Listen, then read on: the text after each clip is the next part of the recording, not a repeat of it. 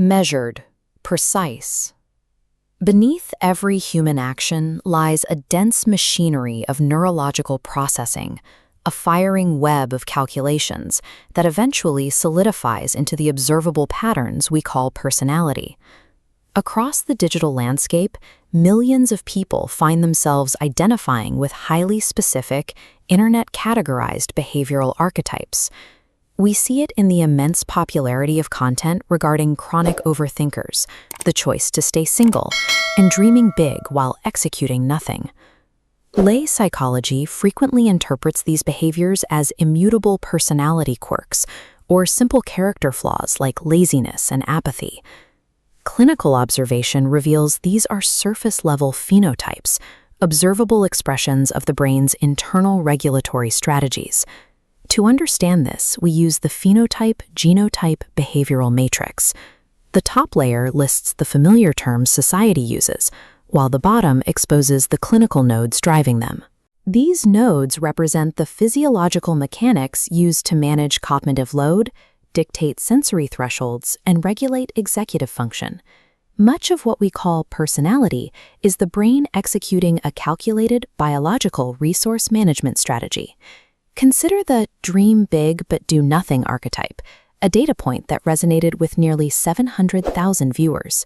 While often labeled as a lack of discipline, the biology suggests a more specific mechanical failure. This behavior stems from a clinical framework known as the intention-action gap. Goal setting begins in the prefrontal cortex, dedicated to complex planning and simulation. It must then connect to the striatum, which processes physical action and the resulting biological reward. Breakdown occurs when high-level conceptual simulation in the prefrontal cortex triggers the striatum's reward response prematurely. The brain receives a dopamine hit from the sheer visualization of success, which effectively neutralizes the biological drive to perform the actual work. This same mechanism explains the related trait of overthinking success. Constant oversimulation floods the working memory with potential scenarios. This persistent flooding creates a state of cognitive overload. Once overloaded, the brain loses its ability to initiate the specific phase of executive function required to start a task. The do-nothing state reflects a mechanical breakdown where the brain's reward system short-circuits its own execution protocol. Withdrawal behaviors show a similar mechanical origin. Over 5,000 people in our data report deleting social media specifically to protect their peace. This correlates with a high frequency of users reporting rapid overstimulation in noisy, crowded environments. These traits align with the clinical framework of sensory processing sensitivity.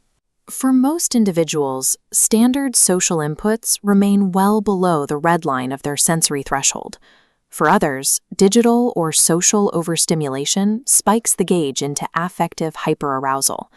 The goal of protecting peace refers to managing allostatic load, the cumulative physiological wear and tear caused by chronic stress. Those with lower neurological thresholds process standard daily social input as severe sensory overload. This explains behaviors like abruptly losing interest in people or going quiet when hurt. In this state, going quiet acts as a biological reflex of the autonomic nervous system rather than a social choice.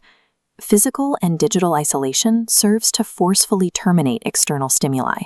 This allows the nervous system to recalibrate and clear the accumulated allostatic load. Social withdrawal functions as a necessary biological circuit breaker, engaged to prevent systemic physiological burnout. A final cluster emerges from conflicting data regarding the nature of friendship. When asked why some end up with no friends, 1,700 respondents cited higher standards. Paradoxically, many of these same users report feeling exhausted by friends because they always have to be the strong one. This scatterplot maps these traits across different attachment styles. Traits like fixing everything, staying single, and maintaining high standards plot precisely into the avoidant attachment quadrant. This behavioral cluster is known clinically as counterdependence.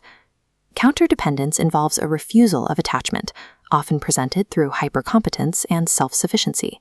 This maps to the preference for treating significant events, like birthdays, as normal in significant days. These actions are driven by extreme risk aversion in how the brain processes social rewards. Setting impossibly high standards for others serves to preemptively guarantee isolation.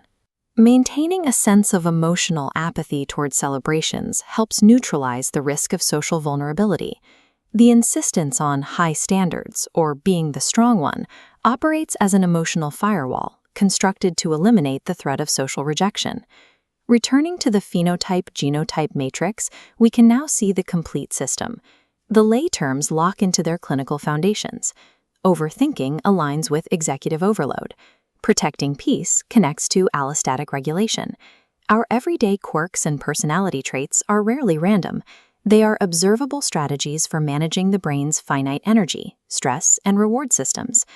Identifying these executive, sensory, or attachment-based motives shifts the focus from judging character to analyzing biological efficiency. The next time you observe a behavioral archetype, look past the action itself. Instead, identify the underlying biological resource that behavior is attempting to protect.